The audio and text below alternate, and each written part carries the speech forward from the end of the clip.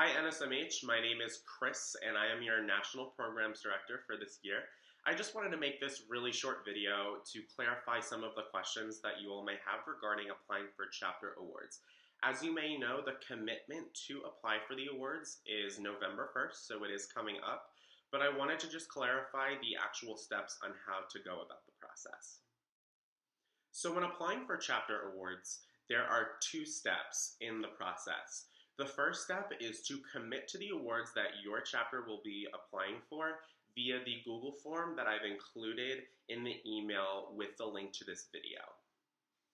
So as you can see, if I click on the link right here, it is going to bring me to a Google form that is asking me to fill out the actual awards that I will be applying for. So I will just fill out this information right here, and then I will select the individual awards that I will be applying for, and then I will submit. So to reiterate, completing the Google form only completes the first step of the process when applying for chapter awards. So let's talk about the second step that you have to complete.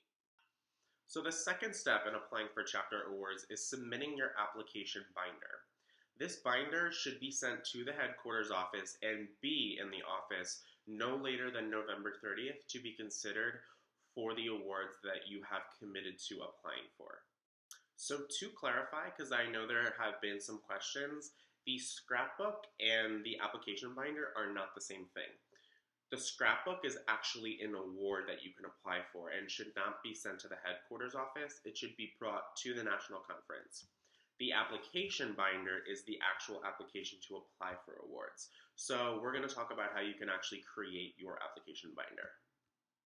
So before we dive into the binder, let's clarify that there are 13 different chapter awards that your chapter is eligible to apply for. The description and judging criteria can be found in the CLC resource document in the Google Drive of your NSMH email. Please also keep in mind that this does not include the PR Star Award because the chapters whom already have applied for the PR Star Award are actually already competing for the award.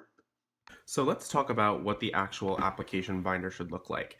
So let's say if my chapter Penn State was applying for the chapter awards, it might look something like this. So Penn State Chapter Awards Application Binder. So when I open up the binder, I should have 13 different tabs for the 13 different awards. Even though mine only has 5, yours should have 13 for each award. Even if you are not applying for that award, you still need 13 tabs.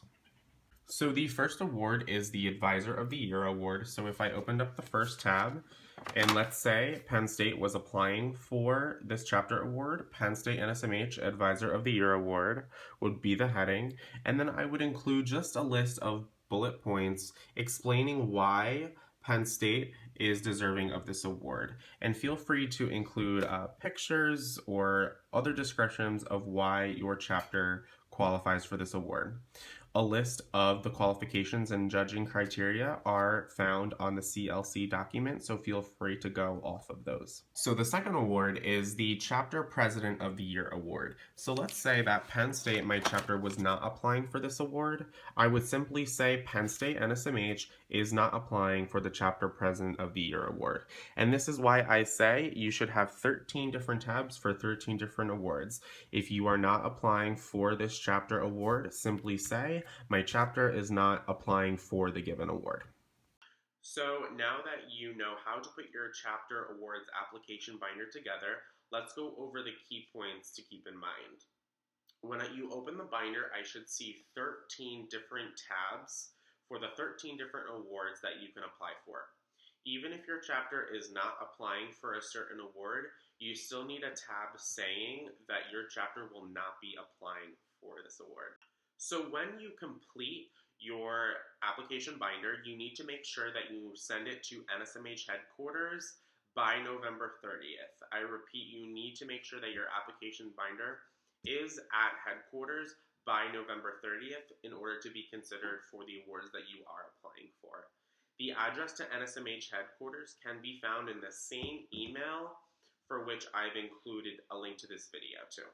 So I hope this video has provided you with clarification on how your chapter can apply for chapter awards. So let's just reiterate the two simple steps. Step 1, make sure that you submit the Google form committing to the awards that your chapter will be applying for by November 1st. And then step 2, make sure that when your application binder is complete, that you send it off to headquarters and make sure that it is in the headquarters office by November 30th.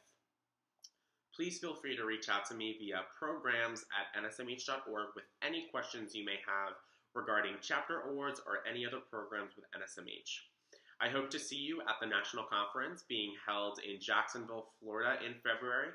But until then, have a great weekend, NSMH.